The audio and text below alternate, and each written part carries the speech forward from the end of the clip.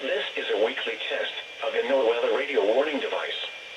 During potentially dangerous weather situations, specially built receivers are automatically activated to warn of the impending hazard. Tests of these receivers normally are conducted by the National Weather Service every Wednesday around noon. When there is a threat of or existing severe weather in the area on Wednesday, the test is postponed until the next good weather day.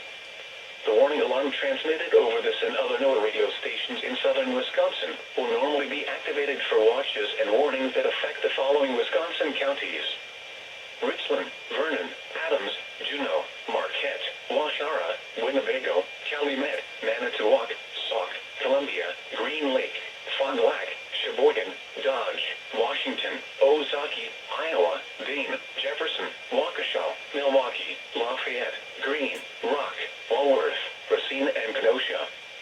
And the following Illinois counties: Stevenson, Boone, Winnebago, McHenry, and Lake. And all adjacent coastal waters of Lake Michigan,